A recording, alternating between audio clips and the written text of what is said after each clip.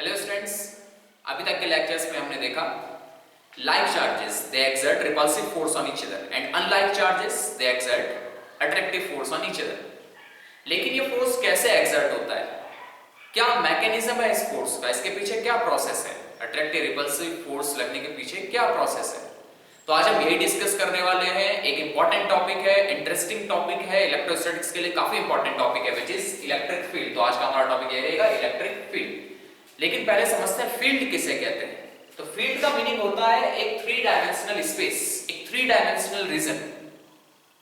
जैसे आपने पढ़ा होगा ग्रेविटेशनल फील्ड क्लास 11 में, तो फील्ड एक थ्री डायमेंशनल रीजन है किसी भी ऑब्जेक्ट के अराउंड। फील्ड की बात कर रहा हूं। तो इलेक्ट्रिक फील्ड, ये चार्ज के फील्ड की बात कर रहे हैं। क्या ये फील्ड है, इसको थोड़ा समझते हैं। देखिए, आपके पास टू पॉजिटिव चार्जेस है सपोज, तो ये एक दूसरे को रिपेल करते हैं, रिपल्सिव फोर्स एक्सर्ट करते हैं, एक दूसरे से दूर जाते हैं। तो ये जो रिपल्सिव फोर्स एक दूसरे पे एक्सर्ट कर रहे हैं, क्या ये टच करके एक्सर्ट करते हैं। फॉर एग्जांपल सपोज मैं इस डस्टर को यहां से डिस्प्लेस करना चाहता हूं इधर, तो मैं इसमें फोर्स अप्लाई करता हूं। तो ये जो फोर्स है, ये फोर्स कांटेक्ट फोर्स है, कांटेक्ट फोर्स। तो फोर्सेस की हम कैटेगरीज डिवाइड कर सकते हैं। कांटेक्ट फोर्स ऐसे फोर्स हुए जहां पे टू सरफेसेस को कांटेक्ट करने की जरूरत है। जैसे मुझे ये डस्टर डिस्प्लेस करना है, मैं कांटेक्ट करके इसको डिस्प्लेस करूंगा। लेकिन ये प्लस प्लस रिपेल करना, प्लस माइनस अट्रैक्ट करना, ये एक दूसरे को अट्रैक्ट कर रहे हैं, ये एक दूसरे को रिपेल कर रहे हैं। ये कैसा फोर्स है। यहां पे तो ये सरफेसेस कांटेक्ट नहीं कर रही है, चार्ज कांटेक्ट नहीं कर रही है, फिर भी ये दूर चले जाते हैं। ऐसे फोर्सेस जो विदाउट कांटेक्ट होते हैं, विदाउट कांटेक्ट, ऐसे फोर्सेस को कहते हैं फील्ड फोर्सेस। तो एक बार फिर से समझिए, टू टाइप्स के फोर्सेस आपके पास हैं, field forces, contact forces. Field forces ऐसे फोर्सेस हुए जहां पे सरफेसेस को टच नहीं किया जाता है। कांटेक्ट फोर्सेस जहां पे सरफेसेस को टच किया जाता है। फील्ड फोर्सेस आपने क्लास 11 में पढ़ा है ग्रेविटेशनल फील्ड। ग्रेविटेशनल फील्ड कैसे समझते हैं इसको। ये चौक मैंने छोड़ी, नीचे गिरी। कोई भी ऑब्जेक्ट अर्थ की तरफ अट्रैक्ट होता है। क्यों अट्रैक्ट होता है?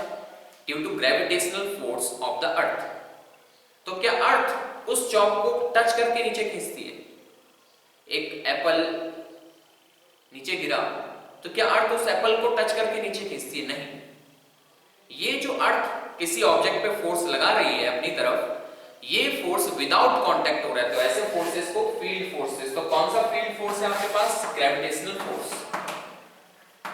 ग्रेविटेशनल फोर्स आपके पास फील्ड फोर्स है।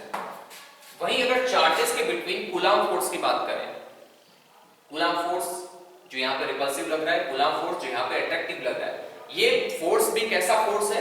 Field force. तो Coulomb's force is also field force. तो टू टाइप्स के आपके पास फोर्सेस, फील्ड, कांटेक्ट। कांटेक्ट में सरफेसेस कांटेक्ट, फील्ड में विदाउट कांटेक्ट ये काम होता है। देखिए, आपने क्लास 11 में, जैसा 11th में ग्रेविटेशन था, वैसे ही आपके पास इलेक्ट्रोस्टैटिक्स है। काफी सिमिलरिटीज हैं दोनों के बिटवीन। देखिए, हमने पढ़ा है कोई भी मास है, कोई भी पार्टिकल है। क्लास 11 में हमने पढ़ा है ग्रेविटेशन में, कोई भी पार्टिकल है जिसका मास है, या कोई भी पार्टिकल, तो मास तो हो गई, कोई भी पार्टिकल है, कोई भी मास है, उसके अराउंड अपना एक फील्ड होता है जिसे कहते हैं उसका ग्रेविटेशनल फील्ड। जैसे अर्थ का अपना एक ग्रेविटेशनल फील्ड है, वैसे ही कोई भी चार्ज है, कोई भी चार्ज है, प्लस है या माइनस है, उन सब का अपने अराउंड एक थ्री डायमेंशनल फील्ड होता है, थ्री डायमेंशनल स्पेस होता है, जिसे कहते हैं इलेक्ट्रिक फील्ड। तो इलेक्ट्रिक फील्ड क्या है? इलेक्ट्रिक फील्ड एक थ्री डायमेंशनल स्पेस है किसी भी चार्ज के अराउंड। क्या ये प्लस में भी होता है या माइनस में होता है? ये दोनों सब में होता है। कोई भी चार्ज है, कोई भी चार्ज है, प्लस हो माइनस हो, उनके अराउंड अपना एक स्पेस होता है, थ्री डायमेंशनल स्पेस होता है, जिसे कहते हैं इलेक्ट्रिक फील्ड। अब इस इलेक्ट्रिक फील्ड की इंपॉर्टेंस क्या है, ये देखिए। ये एक प्लस चार्ज है जिसका इलेक्ट्रिक फील्ड इस रीजन तक एक्सटेंड हुआ है। एक और हमारे पास चार्ज है नेगेटिव चार्ज, इसका इलेक्ट्रिक फील्ड भी एक्सटेंड हुआ है इस रीजन तक। ये इसका इलेक्ट्रिक फील्ड है। सब चार्जेस का अपना फील्ड होता है। जैसे किसी भी पार्टिकल का ग्रेविटेशनल फील्ड है, वैसे ही चार्जेस का अपना एक इलेक्ट्रिक फील्ड होता है, इसका भी इलेक्ट्रिक फील्ड है। ये इलेक्ट्रिक फील्ड थ्री डायमेंशन में, थ्री डायमेंशन में चारों तरफ ये चार्ज है, यहां भी है, यहां भी है, यहां भी है, यहां भी है, चारों तरफ एक फील्ड है इसका। ये प्लस ये माइनस, इसका फील्ड यहां तक एक्सटेंड हुआ है, इसका फील्ड यहां तक एक्सटेंड हुआ है। क्या ये अभी एक दूसरे को अट्रैक्ट करेंगे? नहीं, अभी नहीं करेंगे, क्योंकि ये दोनों एक दूसरे के फील्ड से बाहर है। लेकिन हमने इस नेगेटिव चार्ज को इधर डिस्प्लेस किया, तो ये नेगेटिव चार्ज पहले इधर था, अब ये शिफ्ट होके हम इसको इधर लेके आ गए, तो इसका जो फील्ड होगा वो यहां आएगा। पहले इसका फील्ड ये था इनिशियल, लेकिन हमने इसको डिस्प्लेस किया तो हम इसको यहां से यहां लेके आ गए, इसका फील्ड भी यहां से इधर शिफ्ट हो गया। अब इसका फील्ड इसके फील्ड के साथ इंटरेक्ट कर रहा है, तो अब प्लस और माइनस एक दूसरे को अट्रैक्ट करेंगे। फिर से समझिए क्या है, कोई भी चार्ज है वो अपना एक 3 डायमेंशनल स्पेस अपने अराउंड बनाता है, जिसे कहते हैं उसका इलेक्ट्रिक फील्ड। ओके, तो इलेक्ट्रिक फील्ड क्या है उसका हम डेफिनेशन स्टेटमेंट बना सकते हैं। तो इलेक्ट्रिक फील्ड क्या है? इलेक्ट्रिक फील्ड एक 3 dimensional space around the charge in which any other charge is acted upon bye an electric force. किसी भी चार्ज के अराउंड जो 3 डायमेंशनल स्पेस होता है, उस 3 डायमेंशनल स्पेस को इलेक्ट्रिक फील्ड कहते हैं। और इस 3 डायमेंशनल स्पेस में जब किसी दूसरे चार्ज का इलेक्ट्रिक फील्ड इंटरेक्ट करता है, तो अट्रैक्टिव या रिपल्सिव फोर्स एक्सर्ट होता है। अब देखते हैं कि इस इलेक्ट्रिक फील्ड एक 3 डायमेंशनल स्पेस तो है, लेकिन उस इलेक्ट्रिक फील्ड का स्ट्रेंथ कितना है, उस इलेक्ट्रिक फील्ड का वैल्यू कितना है। फिजिक्स में क्वांटिफाई करना, किसी क्वांटिटी को उसका वैल्यू बताना, ये इंपॉर्टेंट है। तो इस इलेक्ट्रिक फील्ड का मैग्नीट्यूड कितना है, इसकी स्ट्रेंथ कितनी है। अब वो देखते हैं कैसे उस स्ट्रेंथ को फाइंड किया जाता है। एक बात तो 100% है कि वो इलेक्ट्रिक फील्ड की इंटेंसिटी किसी चार्ज के नियर काफी लार्ज होगी, और जितना दूर हम जाते रहेंगे उतनी वो इलेक्ट्रिक फील्ड की इंटेंसिटी कम हो जाएगी। कैसे पता चला ऐसे, क्यों बोल रहे हैं ऐसे? कोई चार्ज जब बहुत पास है, एक नेगेटिव चार्ज पॉजिटिव चार्ज के काफी नियर है, तो अट्रैक्शन ज्यादा लगेगा, मतलब इसकी इलेक्ट्रिक फील्ड उतनी ज्यादा है। लेकिन जैसा ही हम इसको दूर ले जाएंगे, अट्रैक्टिव फोर्स की स्ट्रेंथ कम हो जाती है, इसका मतलब इलेक्ट्रिक फील्ड डिक्रीज हो गई। तो इलेक्ट्रिक फील्ड डिस्टेंस इंक्रीज होने के साथ डिक्रीज होगी, इतना 100% है। ठीक है, फिर से तो उस इलेक्ट्रिक फील्ड का किसी चार्ज के अराउंड जो 3 डायमेंशनल स्पेस है, उसका वैल्यू कितना है, उसकी क्वांटिटी कितनी है, उसका अमाउंट कितना है, तो ये देखने वाले हैं। उसके अमाउंट को मेजर करने के लिए हम एक टर्म देते हैं intensity of electric field. Intensity, strength of electric field, it is denoted by capital E. तो हम देखने वाले हैं इलेक्ट्रिक फील्ड की स्ट्रेंथ कितनी है, कैसे इलेक्ट्रिक फील्ड को मेजर किया जाता है किसी चार्ज के अराउंड। देखिए, मेजर करने के लिए हमें 2 टर्म्स लाने पड़े, source charge and test charge. तो ये क्या होता है, पहले इनको समझते हैं, सोर्स चार्ज और टेस्ट चार्ज। सोर्स चार्ज वो चार्ज है जिसका आपको इलेक्ट्रिक फील्ड मेजर करना है। ये है आपका सोर्स चार्ज, आपको इसका इलेक्ट्रिक फील्ड मेजर करना है। इसके अराउंड इलेक्ट्रिक फील्ड है अपना, इसके अराउंड इसका अपना इलेक्ट्रिक फील्ड है, यहां तक ये इंक्रीज हुआ है, एक्सटेंड हुआ है इसका इलेक्ट्रिक फील्ड। तो जिसका इलेक्ट्रिक फील्ड आपको मेजर करना है वो हो गया आपका सोर्स चार्ज। सोर्स चार्ज, और जो चार्ज आपको टेस्ट करने के लिए चाहिए, सोर्स चार्ज की इलेक्ट्रिक फील्ड को टेस्ट करने के लिए जो चार्ज चाहिए उसका नेम हम देते हैं टेस्ट चार्ज।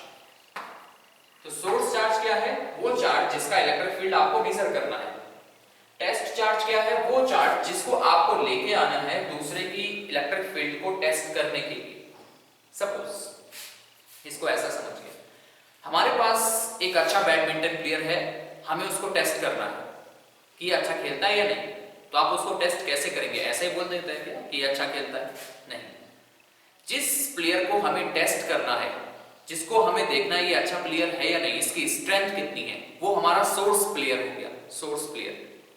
अब अगर हमें ये चेक करना है ये अच्छा प्लेयर है या नहीं, तो हम उसके कॉम्पिटिटर तो लाएंगे कोई।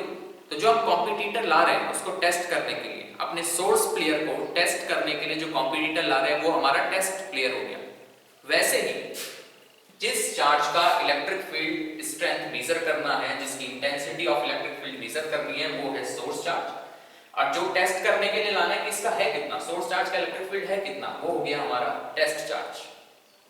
लेकिन हमने यहाँ पे काफी लिमिटेशन रखी है। लिमिटेशन ऐसी है कि टेस्ट चार्ज ये होना चाहिए काफी स्मॉल, इसका magnitude must be very low. ऐसा क्यों बोला? ऐसा इसलिए क्योंकि टेस्ट चार्ज अपना भी इलेक्ट्रिक फील्ड बनाएगा, सब चार्ज का अपना अपना इलेक्ट्रिक फील्ड होता है। अब हम जो चार्ज टेस्ट करने को ला रहे हैं उसका इलेक्ट्रिक फील्ड अगर लार्ज हो गया, उसका मैग्नीट्यूड लार्ज है और इलेक्ट्रिक फील्ड भी लार्ज है, तो जैसे ही हम इसको टेस्ट करने के लिए इसके नियर लेके आएंगे, सपोज सोर्स चार्ज का लिए देखिए, सोर्स चार्ज हमारा है कैपिटल Q सोर्स चार्ज, इसका इलेक्ट्रिक फील्ड हमें मेजर करना है।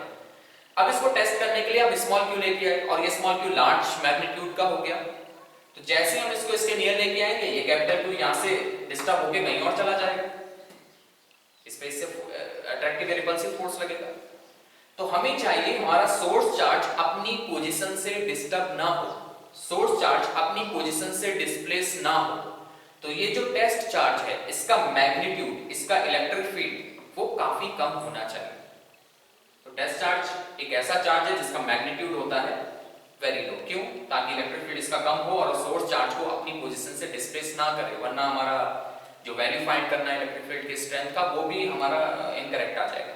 ठीक है, तो ये स्ट्रेंथ कैसे मेजर करते हैं अब उसको देखते हैं। ये तो हमें समझ में आ गया सोर्स चार्ज और टेस्ट चार्ज क्या है। अब देखिए, हमें फिर से देखिए, इस कैपिटल Q का इलेक्ट्रिक फील्ड हमें फाइंड करना है। इसका इलेक्ट्रिक फील्ड एक्सटेंड हुआ होगा इसके अराउंड, इसका इलेक्ट्रिक फील्ड फाइंड करना है हमें इससे r डिस्टेंस पे, इससे r डिस्टेंस पे इलेक्ट्रिक फील्ड हमें मेजर करना है कि कितना है इसका इलेक्ट्रिक फील्ड r डिस्टेंस पे। तो जिस डिस्टेंस पे, जिस पॉइंट पे इलेक्ट्रिक फील्ड मेजर करना है, किसका मेजर करना है? Capital Q। ये हमारा कौन सा चार्ज है? Source charge. यहाँ पे एक टेस्ट चार्ज रखिए, टेस्ट चार्ज स्मॉल q। अब इस स्मॉल q पे जितना फोर्स लगेगा वो यहाँ पे इलेक्ट्रिक फील्ड होगी। तो इलेक्ट्रिक फील्ड की इंटेंसिटी कितनी हो गई इस पॉइंट पे? वो हो गई, इलेक्ट्रिक फील्ड की इंटेंसिटी हो गई force experienced by test charge Q, F/Q। This is intensity of electric field. फिर से देखिए, इलेक्ट्रिक फील्ड इस पॉइंट पे कितनी है? इलेक्ट्रिक फील्ड इस पॉइंट पे है force experienced by this charge F/Q। अब देखिए, इलेक्ट्रिक फील्ड फोर्स कैसी क्वांटिटी है? फोर्स है वेक्टर क्वांटिटी। तो इलेक्ट्रिक चार्ज है स्केलर क्वांटिटी, स्केलर वेक्टर, तो इलेक्ट्रिक फील्ड भी कैसी क्वांटिटी है? Vector quantity. तो पहले ये लिख लीजिए, electric field is vector quantity। ये एक वेक्टर क्वांटिटी। फॉर्मूला क्या होता है इलेक्ट्रिक फील्ड का? F/Q। ये इलेक्ट्रिक फील्ड की इंटेंसिटी है। इलेक्ट्रिक फील्ड की इंटेंसिटी इस पॉइंट पे कितनी? Force experienced by test charge Q। ठीक है, वेक्टर क्वांटिटी है तो इलेक्ट्रिक फील्ड की डायरेक्शन क्या होगी? अगर वेक्टर तो डायरेक्शन होगी, डायरेक्शन वही होगी जो फोर्स की है, क्योंकि इसके फॉर्मूले में फोर्स आ रहा है, डायरेक्शन सेम एज फोर्स। अब बताइए इसकी एसआई यूनिट क्या होगी? इलेक्ट्रिक फील्ड की एसआई यूनिट, इलेक्ट्रिक फील्ड की एसआई यूनिट इलेक्ट्रिक फील्ड इसकी है न्यूटन, फोर्स की न्यूटन, चार्ज की कूलम। तो क्या बनी एसआई यूनिट? न्यूटन पर कूलम।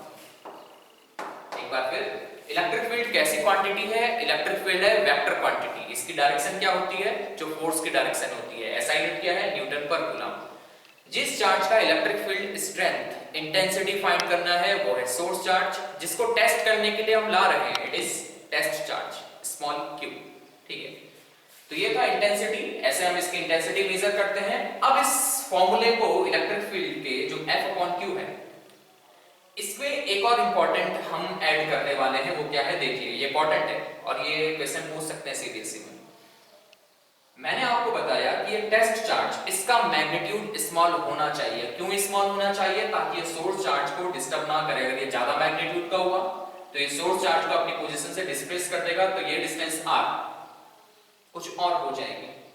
तो ये स्मॉल q ये काफी स्मॉल होना चाहिए। तो हम यहाँ पे एक टर्म ऐड करते हैं, वो ये कि E इक्वल टू लिमिट, एक लिमिट लगा देते हैं, बाउंडेशन लगाते हैं। Small q test charge it must be very small. Small के लिए हम tends to q tends to, arrow बताता है tends to q tends to 0, मतलब टेस्ट चार्ज बहुत स्मॉल होना चाहिए F/Q।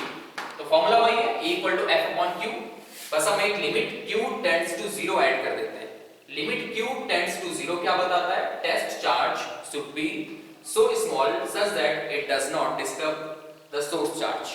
एक बार फिर से, तो ये लिमिट q टेंड्स टू 0 क्या सिग्निफाई करता है? लिमिट ये क्वेश्चन आ सकता है, what is the significance of limit q tends to 0 in electric field expression? So limit q tends to 0 signifies that test charge should be so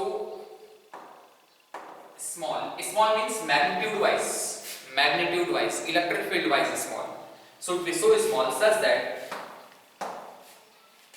it does not disturb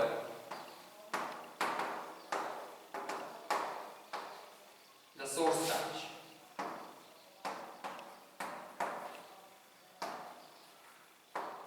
Okay, फिर से small means small magnitude wise, small होना चाहिए electric field wise.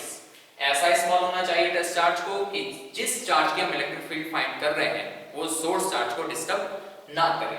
अब इस expression को थोड़ा और open करते हैं और देखते हैं इलेक्ट्रिक फील्ड क्या आएगी। देखिए तो क्यू चार्ज की वजह से सपोज हमें r डिस्टेंस पे इलेक्ट्रिक फील्ड फाइंड करना है, कैपिटल Q ये हमारा सोर्स चार्ज है, इसकी वजह से r डिस्टेंस पे इलेक्ट्रिक फील्ड फाइंड करना है। तो यहाँ पे एक टेस्ट चार्ज रखी है स्मॉल मैग्नीट्यूड का। अब देखिए तो इलेक्ट्रिक फील्ड के एक्सप्रेशन से क्या आएगा, F जो यहाँ पे फोर्स लग रहा है, कितना फोर्स लग रहा है दोनों के between, Q upon distance square, और इसमें टेस्ट चार्ज Q कैंसिल, तो E इलेक्ट्रिक फील्ड कितनी बनी इस पॉइंट पे, इसकी वजह से वो बनी Q अपॉन R स्क्वायर। तो इलेक्ट्रिक फील्ड का एक्सप्रेशन आपको याद रखना है, इंपॉर्टेंट है। इलेक्ट्रिक फील्ड Q चार्ज की वजह से R डिस्टेंस पे Q अपॉन R स्क्वायर। अब देखिए फिजिक्स इसके पीछे फॉर्मूला तो बन गया, फिजिक्स इंपॉर्टेंट है। अगर आप चार्ज का मैग्नीट्यूड इंक्रीज करें,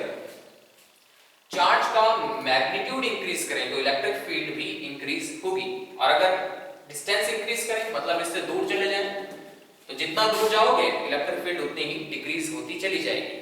तो इसको समझने के लिए ताकि आप फॉर्मूला रखना आ जाए, एक छोटा सा क्वेश्चन कर लें। आपके पास 1 कूलम चार्ज है और बताइए 1 मीटर पे कितनी इलेक्ट्रिक फील्ड होगी, इससे 1 मीटर डिस्टेंस पे कितनी इलेक्ट्रिक फील्ड होगी। तो E इक्वल टू K है 9 × 10⁹ Q upon distance square, 1 square 1, तो ये आ गया आपके पास सब कुछ 1 है, 9 × 10⁹ न्यूटन पर कूलम। तो ये इलेक्ट्रिक फील्ड इस चार्ज की वजह से यहाँ पे है। तो एक बार फिर से इलेक्ट्रिक फील्ड की स्ट्रेंथ को मेजर करने के लिए कितनी ज्यादा या कम इलेक्ट्रिक फील्ड है, एक टेस्ट चार्ज रखते हैं, उस पर कितना फोर्स लगा और उसको 4 से डिवाइड कर देते हैं टेस्ट चार्ज से, तो जो वैल्यू आई वही आपकी इलेक्ट्रिक फील्ड हो गई, वही आपकी स्ट्रेंथ हो गई इलेक्ट्रिक फील्ड की। तो एक बार फिर से इलेक्ट्रिक फील्ड एक वेक्टर क्वांटिटी जिसकी डायरेक्शन वही होती है जो फोर्स की है। तो बताइए यहाँ पे इसकी वजह से कहाँ इलेक्ट्रिक फील्ड होगी, दोनों प्लस चार्ज हैं, तो इस प्लस क्यू की वजह से यहाँ पे इलेक्ट्रिक फील्ड कहाँ होगी, क्योंकि फोर्स इसके फॉर्मूले में है, तो जो फोर्स की डायरेक्शन है स्मॉल क्यू पे कहाँ फोर्स लग रहा है, इसकी वजह से plus plus repel each other along the line central force, तो इलेक्ट्रिक फील्ड की डायरेक्शन भी इस प्लस क्यू की वजह से यही होगी। तो डायरेक्शन क्या होगी, जो फोर्स की डायरेक्शन है वही हमारी इलेक्ट्रिक फील्ड की भी डायरेक्शन होती है। अभी हम इलेक्ट्रिक फील्ड पढ़ रहे हैं, इसका इंपॉर्टेंस क्या है। फिर से ये इलेक्ट्रिक फील्ड हमारी डेली लाइफ में बहुत इंपॉर्टेंट है, बहुत ज्यादा इंपॉर्टेंट है। कैसे इंपॉर्टेंस है, कैसे इंपॉर्टेंट है, इसकी इंपॉर्टेंस क्या है वो देखते हैं। अपना physical significance of electric field देखिए। ओके, तो अभी तक इलेक्ट्रिक फील्ड के बारे में क्या देखा, कोई भी चार्ज अपने अराउंड एक 3 डायमेंशनल फील्ड क्रिएट करता है which is called electric field. जब दूसरा चार्ज का इलेक्ट्रिक फील्ड उस फील्ड में इंटरेक्ट करता है तो उस पे इलेक्ट्रिक फोर्स लगता है। टेस्ट चार्ज क्या होता है, एक ऐसा चार्ज जो इलेक्ट्रिक फील्ड को टेस्ट करने के लिए यूज किया जाता है जिसका मैग्नीट्यूड बहुत स्मॉल होता है। सोर्स चार्ज जिसका इलेक्ट्रिक फील्ड हम मेजर करते हैं, और इलेक्ट्रिक फील्ड का formula Q upon distance square R square. इस इलेक्ट्रिक फील्ड का क्या सिग्निफिकेंस है उसको समझते हैं। देखिए हमने कूलम फोर्स देखा 2 चार्जेस के बिटवीन, लेकिन हमें इलेक्ट्रिक फील्ड से पहले, इस कंसेप्ट से पहले ये नहीं क्लियर था कि कैसे ये फोर्स एक्सर्ट करते हैं। अब हमें समझ में आया कि जब इलेक्ट्रिक फील्ड इंटरेक्ट करती है 2 चार्जेस की, इलेक्ट्रिक फील्ड जब इंटरेक्ट करती है तब ये फोर्स अप्लाई होता है। तो ये फर्स्ट सिग्निफिकेंस यही है कि tells the mechanism of force between charges. Electric field explains the mechanism of force between charges, कैसे चार्जेस के बिटवीन फोर्स एक्ट करता है, इस मैकेनिज्म, इस प्रोसेस का पता, इस प्रोसेस का जो कंसेप्ट है वो क्या है, वही इलेक्ट्रिक फील्ड है। इलेक्ट्रिक फील्ड से ही हमें क्लियर होता है कैसे फोर्स एक्सर्ट करता है। एक और बड़ा इंटरेस्टिंग इसका जो एप्लीकेशन है, एक और इंटरेस्टिंग इसका जो सिग्निफिकेंस है, जो बहुत ही इंपॉर्टेंट है, उसको समझते हैं। देखिए, सपोज यहां पे मैंने 4 बॉल्स लगाई हैं जिनको प्लस चार्ज दिया गया है। इन 4 बॉल्स को प्लस चार्ज दिया गया था और लास्ट में काफी सारी बॉल्स हो सकती हैं और लास्ट में कहीं दूर एक मेटल प्लेट लगाई गई है। जैसे ही इस मेटल प्लेट में, ये बॉल प्लास्टिक की है, प्लास्टिक का है, प्लास्टिक बॉल, सब प्लास्टिक बॉल पॉजिटिव चार्ज है, लास्ट में एक मेटल प्लेट। ये प्लास्टिक बॉल जैसे ही इस मेटल प्लेट को हिट करेगी तो साउंड आएगी। मेटल प्लेट है, प्लास्टिक बॉल जैसे इस मेटल प्लेट को हिट करेगी तो एक साउंड जनरेट होगा। अब देखिए मैंने क्या किया, मैंने ये पॉजिटिव वाली जो प्लास्टिक बॉल है फर्स्ट, इसको मैंने डिस्प्लेस किया यहां से इधर, इस बॉल को मैंने इधर मूव किया। तो इस बॉल को जब मैंने इधर मूव किया तो मैंने मैकेनिकल एनर्जी प्रोवाइड की। ध्यान देना, एनर्जी कंसेप्ट में मैंने इस बॉल को इधर मूवमेंट किया तो मैकेनिकल एनर्जी प्रोवाइड की। जब मैंने इस बॉल को इधर मूवमेंट किया, इस बॉल के साथ क्या होगा, सपोज मैं इनको नेम दे देता हूं ए बी सी डी। मैंने ए बॉल को डिस्प्लेस किया इधर इस साइड, तो बी बॉल के साथ क्या होगा, पहले तो इक्विलिब्रियम सेटअप था, सब फ्रीली हैंड थे, इक्विलिब्रियम सेटअप था। जब मैंने ए को इधर मूव किया तो बी इस ए वाले से, क्योंकि ए इसके नियर आ गया, तो बी वाला रिपल्सन फील करेगा, बी बॉल। तो बी वाली प्लास्टिक बॉल वो भी इधर मूव करेगी। अब बी वाली इधर मूवमेंट कर गई तो सी के नियर पॉजिटिव वाली बी आ गई, तो सी वाली रिपल्सन फील करके इधर जाएगी, तो ये सी वाली यहां मूव कर गई। अब सी डी के नियर आ गई तो डी वाला भी मूवमेंट करेगा और ये डी वाला मूवमेंट करके सी की वजह से इस पे हिट करेगा और जैसा ही वो मेटल प्लेट को हिट करेगा यहां से साउंड जनरेट होगा। अब देखिए हुआ क्या, मैंने यहां मैकेनिकल एनर्जी प्रोवाइड की, वो मैकेनिकल एनर्जी कहीं दूर जाके साउंड एनर्जी की फॉर्म में डिसिपेट हुई। क्या वो एनर्जी मैं ले गया? नहीं, मैंने तो बस यहां पे मैकेनिकल एनर्जी प्रोवाइड की। तो वो साउंड एनर्जी की फॉर्म में कैसे अपीयर हो गई? कौन उस एनर्जी को आगे ले गया? एनर्जी कैरियर कौन है?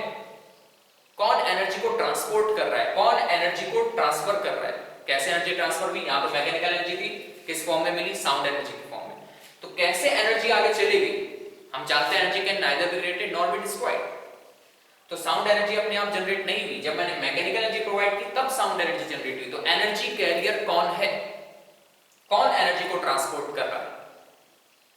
तो हम समझते हैं कौन कर रहा है ट्रांसपोर्ट। जब मैं इसको इधर ले गया, इसका इलेक्ट्रिक फील्ड इसके इलेक्ट्रिक फील्ड के साथ इंटरेक्ट किया, रिपल्सिव फोर्स। इसका इलेक्ट्रिक फील्ड फिर इसके इलेक्ट्रिक फील्ड के साथ इंटरेक्ट किया, फिर रिपल्सिव फोर्स। जब ये यहां चले गया, इसका इलेक्ट्रिक फील्ड फिर इसके इलेक्ट्रिक फील्ड के साथ इंटरेक्ट किया, फिर से रिपल्सिव फोर्स। तो ओवरऑल अगर हम देखें तो एनर्जी कैरियर कौन, एनर्जी को आगे कौन ले गया? एनर्जी को आगे ले गई इलेक्ट्रिक फील्ड। ये बड़ा जबरदस्त कंसेप्ट था इलेक्ट्रिक फील्ड को लेकर कि इलेक्ट्रिक फील्ड एनर्जी को आगे कैरी कर सकती है, क्योंकि ये मास है, ये प्लास्टिक बॉल का मास है, मास को वेलोसिटी मिली। जब मूवमेंट किया सभी मासेस को वेलोसिटी मिली। मास को वेलोसिटी मिलना, मास को वेलोसिटी मिलना मींस मोमेंटम। तो हमारा इलेक्ट्रिक फील्ड एनर्जी के साथ साथ क्या ट्रांसफर किया? मोमेंटम। इस मास को मोमेंटम दे दिया, वेलोसिटी दे दी, मोमेंटम। तो हम ये कह सकते हैं electric field, this is important significance, electric field can carry energy and momentum. तो जो एनर्जी यहां मैकेनिकल एनर्जी की फॉर्म में थी वो यहां साउंड एनर्जी की फॉर्म में ट्रांसफर हुई, साउंड एनर्जी की फॉर्म में अपीयर हुई। तो एनर्जी को किसने आगे कैरी किया? इलेक्ट्रिक फील्ड ने। तो इंपॉर्टेंट कंसेप्ट बना इलेक्ट्रिक फील्ड मोमेंटम और एनर्जी को आगे ट्रांसफर कर सकती है। और इसी एप्लीकेशन का इसको और आगे हमने एक एक्सटेंड करके कि इलेक्ट्रिक फील्ड एनर्जी ले जा सकती है, इसको एक्सटेंड करके हमने मोबाइल फोन बनाया। मोबाइल फोन में जो हमें दूसरे की वॉइस यहां तक सुनाई देती है कहीं दूर, बहुत मिलियन किलोमीटर दूर तक, तो वो साउंड को आगे कौन लेके जा रहा है? Electric field. हम कोई चीज देख पा रहे हैं, ये हम ऑप्टिक्स में भी पढ़ी, हम कोई चीज देख पा रहे हैं, वो किस वजह से? इलेक्ट्रिक फील्ड की वजह से। तो इलेक्ट्रिक फील्ड ऐसा फील्ड है जो एनर्जी को और मोमेंटम को आगे ट्रांसफर कर सकता है। और जैसे जैसे आगे हमारे पास नेक्स्ट यूनिट आएंगे, नेक्स्ट चैप्टर आएंगे, उसमें हम ये देखेंगे कि इलेक्ट्रिक फील्ड कैसे एनर्जी को और मोमेंटम को आगे कैरी कर सकता है। लेकिन ये सिग्निफिकेंस बहुत बड़ा सिग्निफिकेंस है, इंपॉर्टेंट सिग्निफिकेंस है। So that is enough for today. Thank you.